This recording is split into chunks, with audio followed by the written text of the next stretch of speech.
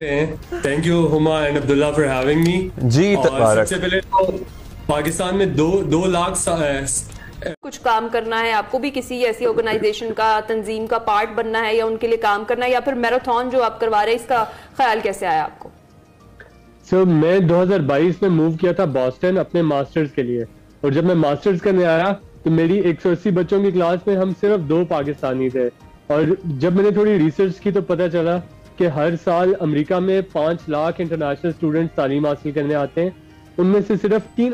ٹیکسلا احاطہ کی معروف تعلیمی شخصیت عطا الرحمان چودھری کے ہونہار فرزند تبارک رحمان چودھری امریکہ سے پاکستان پہنچ گئے. اسلام آباد انٹرنیشنل ایئرپورٹ پر ان کا پرتپاک استقبال کیا گیا. تبارک رحمان وطن عزیز میں جہالت کے اندھیروں میں علم کے دیپ روشن کرنے کے لیے پاکستان کی طویل ترین میراتھن دوڑ کے ذریعے ہر پاکستانی تک یہ پیغام پہنچانے کی کوشش کریں گے کہ تعلیم سے بدلو زندگی. تبارک رحمان چودھری اپنی میراتھن کا آغاز 3 نومبر 2024 کو کیڈٹ کالج حسن عبدال سے کریں گے اور 35 دنوں میں 1600 کلومیٹر کا طویل فاصلہ طے کرتے ہوئے IBA کراچی تک جائیں گے. تبارک رحمان چودھری دی سٹیزن فاؤنڈیشن کے پاکستان میں قائم شدہ 2100 سے زائد تعلیمی اداروں میں مزید 7000 طلباء کی تدریس کے لیے $1 ملین اکٹھا کرنے کے نیک مشن کے لیے پاکستان آئے ہیں تاکہ وطن عزیز کے 7000 بچے مزید درسگاہوں کا رخ کر کے معاشرے کا کارآمد شہری بن سکیں. قبل ازیں مختلف ٹی وی چینلز کو انہوں نے اپنے انٹرویوز کے دوران بتایا کہ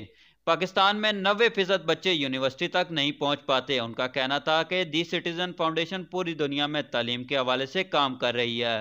ان کا کہنا تھا کہ پاکستان میں 2 کروڑ 60 لاکھ بچے بنیادی تعلیم سے محروم ہیں. ضرورت مند بچوں کے تعلیمی اخراجات پورا کرنے کے لیے میراتھن کے ذریعے $1 ملین فنڈ ریزنگ کی جائے گی. ان کا کہنا تھا کہ مجھے قوی امید ہے جب میں یہ سفر شروع کروں گا تو عوام کی جانب سے مجھے بھرپور پذیرائی میسر آئے گی اور میں انشاءاللہ اپنے نیک مشن میں کامیاب ہو جاؤں گا. سید عمیر علی، نوائی ٹیکسلا، اسلام آباد.